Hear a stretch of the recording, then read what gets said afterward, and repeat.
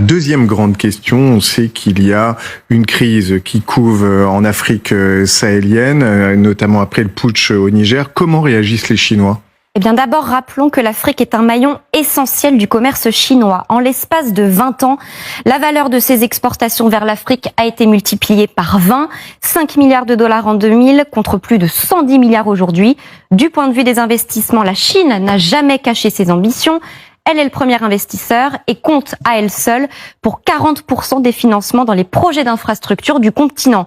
Le magazine Forbes note que cette part ne cesse d'augmenter et notamment dans le cadre de son programme des nouvelles routes de la soie lancé il y a 10 ans. On voit que ces routes longent les côtes est de l'Afrique. Et effectivement, depuis l'installation de la junte militaire au Niger, la Chine brille par son absence. En tout cas, à notre connaissance, il n'y a pas de discussion officielle.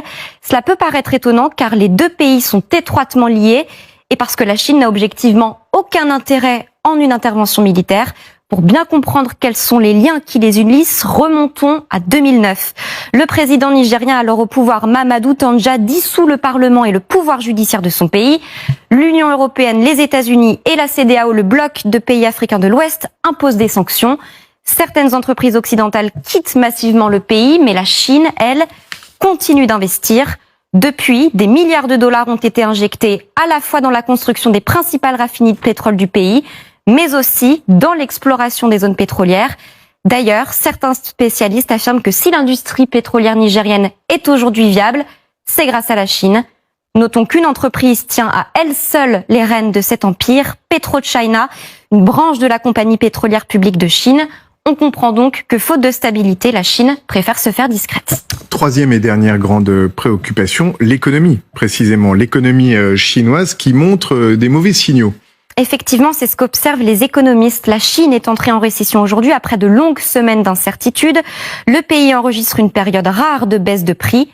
En parallèle, ses plus gros clients, l'Europe et les États-Unis, ont revu à la baisse leurs importations. Conséquence, le mois dernier, les exportations chinoises ont chuté de 14% par rapport à l'année dernière. C'est le plus gros recul enregistré depuis le mois de janvier 2020, pendant la période Covid. De plus, sur les 4 premiers mois de l'année, du premier fournisseur des États-Unis, la Chine passe 3e, derrière le Mexique et le Canada, d'après les derniers chiffres du commerce américain.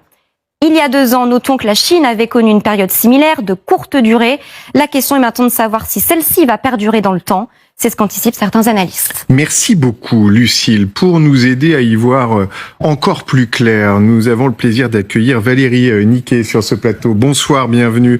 Vous êtes responsable du pôle Asie à la Fondation pour la recherche stratégique et auteur notamment de La Chine en 100 questions, qui est sorti il y a 2 ans. Alors, je n'ai pas 100 questions, mais vous avez vu qu'on a tâché d'en aborder 3. La première, bien sûr, qui nous intéresse, c'est le rôle que peut jouer la Chine. Y a-t-il une inflexion dans le comportement de la Chine sur la question ukrainienne? Le fait de voir un représentant de haut rang chinois à Jeddah, pour vous, est-il un signe? Il est juste à côté ou presque du représentant américain. Oui, non, mais il est certain que la Chine est toujours, ce qui la caractérise, c'est la prudence et servir ses intérêts. Elle a pensé initialement que la Russie réussirait rapidement son coup d'envahir l'Ukraine, et donc c'était l'époque où on soutenait la Russie. Comme on l'a indiqué, la Chine n'a absolument pas pris position contre la guerre en Ukraine. Depuis, elle voit que les choses sont beaucoup plus compliquées, et par ailleurs, l'Ukraine était, avant la guerre, la tête de pont des routes de la soie chinoises en Europe. Et donc la Chine a des intérêts en Ukraine, elle avait des intérêts économiques, et ça, on peut imaginer que Pékin va très prudemment essayer d'attendre de voir de quel côté le manche tombe, en fait, pour être très... Par ailleurs, il y a aussi tout cet élément que la Chine défend tout le temps, qui est la non-ingérence, le respect des frontières. La Russie, évidemment, n'a pas vraiment respecté ces principes-là. Donc, il y a une grande hésitation, mais on voit que la Chine, très clairement, a envie de se repositionner d'une manière peut-être, je dirais pas neutre, pas du tout, mais enfin un peu plus ambiguë.